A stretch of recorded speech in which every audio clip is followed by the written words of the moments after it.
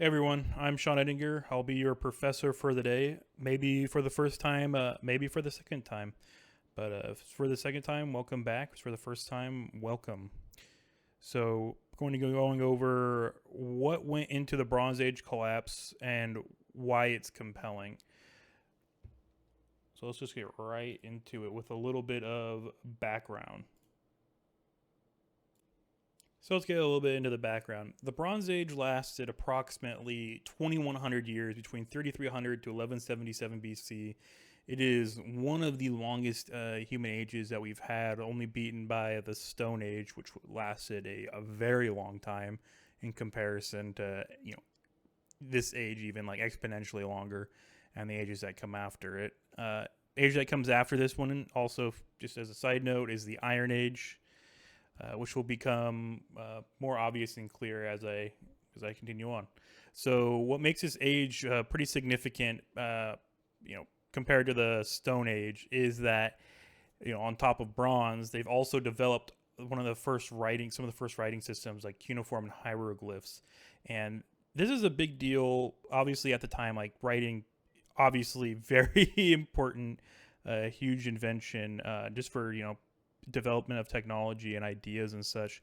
But for us, as in this case, archaeologists, it's also uh, one of the best things we can have because we can get a sense of not only just the study of what they have and what they built and all that, but we also can get some of the stories behind what was happening, such as trade deals, wars that happened, stories. So it's the writing. It's one of the only reasons why we can even begin to really speculate about this collapse at all and have any real idea of why the Bronze Age really collapsed. So, writing really important for a multitude of reasons.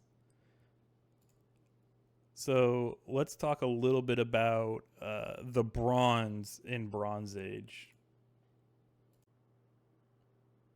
So I just got done talking about writing. We're going to talk about potentially the even more important part of the Bronze Age, considering that's what it's named after, the bronze, right? So,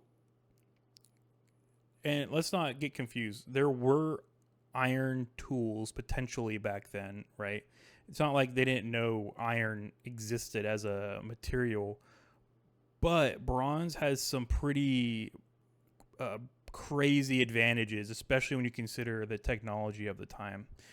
Uh, Heating up and working iron is a very difficult process. You have to have a furnace that can get hot enough to melt iron down, which is not something that, for all intents and purposes, is practical at this point in time. That they just hadn't needed or to develop the technology to do it.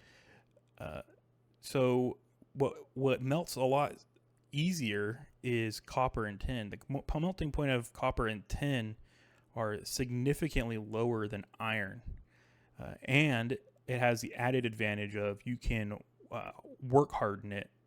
So unlike iron, where you can't really work harden iron, it just becomes more brittle. You can work harden bronze, which basically means you just pound an edge until it gets harder and harder, makes it denser and denser. So that's a pretty awesome feat. But again, though, it requires copper and tin. And that's really where we get into the first idea of what the Bronze Age is, right? So you need a lot of bronze, and there isn't a lot of tin in the world that's easily gettable. So it begins to beg the question: where do we get some of that tin if you don't, naturally have it as a resource in your nation? You're either going to have to invade neighboring civilizations, or you're going to probably more practically trade for that tin or bronze outright in order to get that resource into your civilization. So let's look a little bit about the civilizations of the day and who was at play, who was trading with who, and what is a civilization in general. So let's take a look. So you can see my cute little picture here. This is by no means a definitive, expansive, idea of what civilization is. This is kind of just like a poor representation of some of the things it provides and does. Providing housing or having housing available for its citizens, the health, safety of the citizens, having social stability, food, safety. Right, these are just like some of the things that you could kind of consider the organs. Get it, little blob creatures. It's organs of what makes it and able to survive. And you can think of the people inside of a civilization as kind of your cells. So as you can see, we have the Egyptians, Mycenaeans, Minoans, Hittites, Assyrians, Babylonians, Cypriots, Trojans, and this is just talking about the area around the Mediterranean. The Bronze Age actually expanded past that, and I could spend hours talking about each one of these civilizations. Some of them are probably a familiar to you already, like the Egyptians, the Trojans. Some of these that you've maybe never heard of, like the Mycenaeans and Minoans, would later be, so after the Bronze Age collapse, would later go on to become what we know as kind of like ancient Greece. When we think of it, when you think of ancient Greece right now, that's what these two groups eventually end up becoming.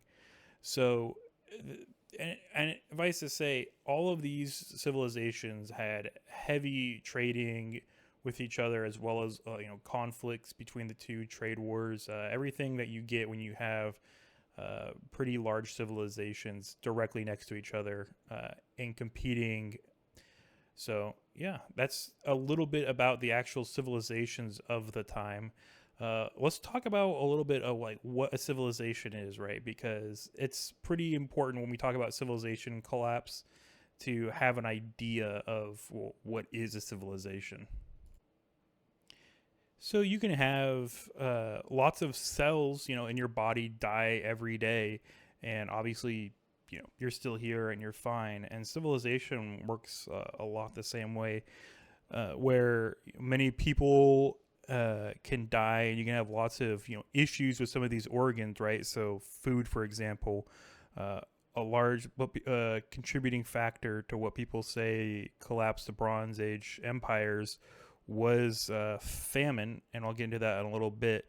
But you can have food kind of go down on the wayward, and the civilization isn't collapsed. Civilizations have survived famine before and come out the other side.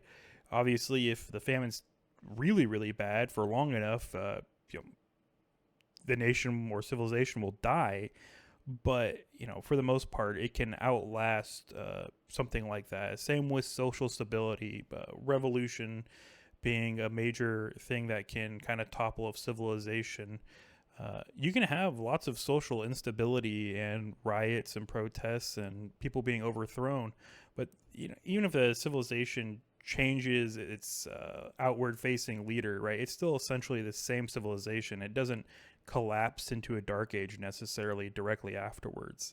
So a lot of these things, like you can have organs that aren't doing necessarily well and not have a civilization collapse on itself. I think the best way to really describe it is to think about it a death from 1,000 cuts, right? So obviously, if you get a scratch, right, it's not a big deal. And it's the same thing for these civilizations. They have a famine occur, right? It's not great, but it's whatever. But then you also have a foreign war that is unexpected, right? So if we're keeping with the human example, you get stabbed in the arm. That's not great either. But you can survive a stab wound to the arm, right? You can bandage it up. You're going to be okay. And then you get an infection.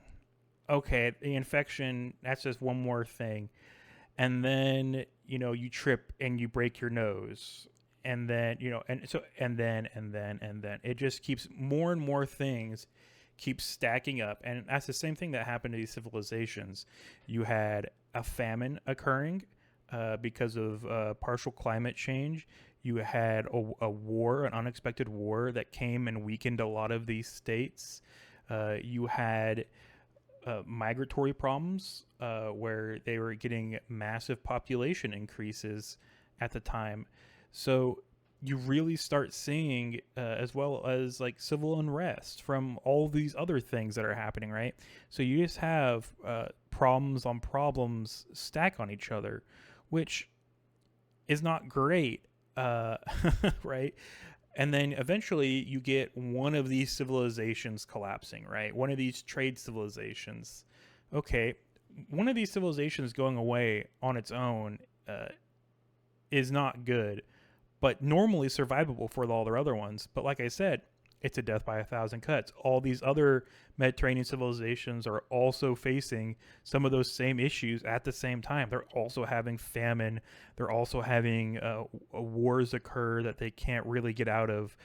So, when you have one of another pillar knocked out from under you, that's when you get these, domino effects of civilization collapses, and that's why you can have something like the Bronze Age collapse happen. It's not because of any one specific thing a nation did by itself. It was environmental factors. It was other nations performing things that you wouldn't expect to have an effect on you, all happening simultaneously to all of these until one of them fails. And then, as you can see, it's pretty interconnected trade. And that's how that's how it crumbles. I've already mentioned a couple of reasons why the Bronze Age collapse is compelling. About how multiple civilizations collapsing all at once is not typically a normal thing. But I think what we maybe pick up on but don't quite put into words is how similar the Bronze Age era is to modern era, what we have going right now. When you think of how interconnected, right? I wrote 5 civilizations on this list, and the reality is there was more than that, obviously, in the Bronze Age. It might have been like 10, 12. I don't want to give an exact number, right? But there was like a few civilizations all trading with each other, interconnected. Well, now we have far more civilizations significantly more dependent on each other than they were in the Bronze Age. So when we see something that lasted so long, obviously the Bronze Age era lasted, it's like I already mentioned, about 2100 years. It was a very interconnected system, and we really haven't had that much interdependency on each other since, until we get into the modern era. The Iron Age wasn't nearly as interconnected as the Bronze Age was. So I think we can see sort of a reflection of ourselves in this Bronze Age civilization. You've essentially built up like a super organism, right? You could imagine this, circle around all of these guys as another blob, right?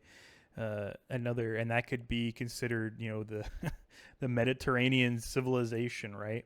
And now you have a very complex set of things, right? You not only have each civilization in itself is like an organelle, but then obviously all of the civilizations within them have organelles, and at the very bottom of that is people, right?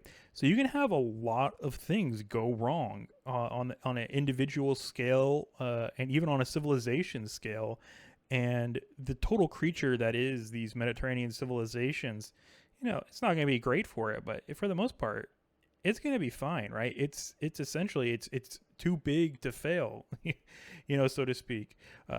But obviously that's not the case. It did. We know it failed.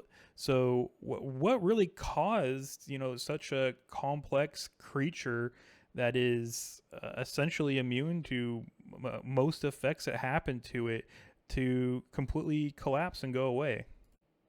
So let's look at that, a little bit of what that looks like. So pull up here another one of my excellent drawings. just kind of give a really rough idea of what's occurring. So you have multiple civilizations here. And that really is part of why the Bronze Age collapse is so compelling, because it's not just one civilization failing and going into a dark age for a time. It's essentially all of the Mediterranean civilizations all collapsing in a span of about 50 years of each other, all at the same time and going into a dark age. And when we're looking at a reflection of ourselves that essentially, died, it really makes you have to think about.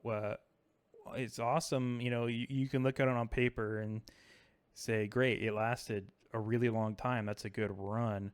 Uh, but it still collapsed eventually, and that's really what you have to come to terms with, is that while our interconnected civilization is vastly complex and really strong and resistant against problems on individual and even like civilization scaling, we are still vulnerable to a collapse, no matter how well we build our systems.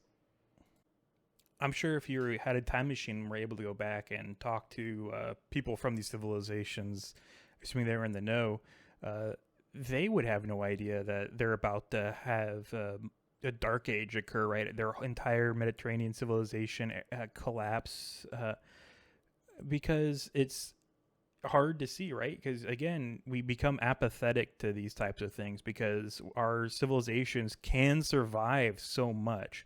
They are so robust. We see these things happen, terrible things happen on a daily basis, and obviously, civilization's still here the next day, right?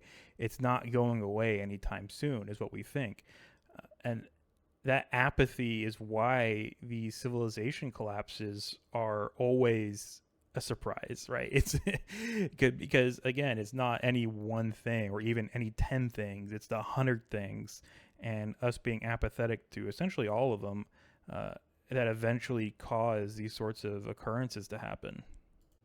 I think a really fitting quote is by Cicero, where he says, "There's nothing made by human hands that time does not tear down." Really applies to these civilizations in total, because civilization is something that man has made. It's something that we as humans have to maintain, and by acts of nature or by acts of man, if it's not maintained, it'll fall apart and break down over time. Okay, I think I've gone on plenty long enough. It's already been, I think, about 17 minutes. So hopefully, you all learned or now have a better idea of what causes the Bronze Age collapse. So obviously, multiple factors between war, famine, disease, social unrest, and also why it's compelling. A lot of what we went in the end. And as a little reward for getting all that way, you get to see my cat. So here it is. It's me and my cat. The cat's name is Engelke. And if you're thinking, oh, I might recognize that name, it is indeed named after the textbook that we are currently reading. It's named after the author. So again, I just want to thank you all for letting me be your professor for the day. Please mention Engelke in your review comments. I'd love to hear about it. All right. Thanks, guys.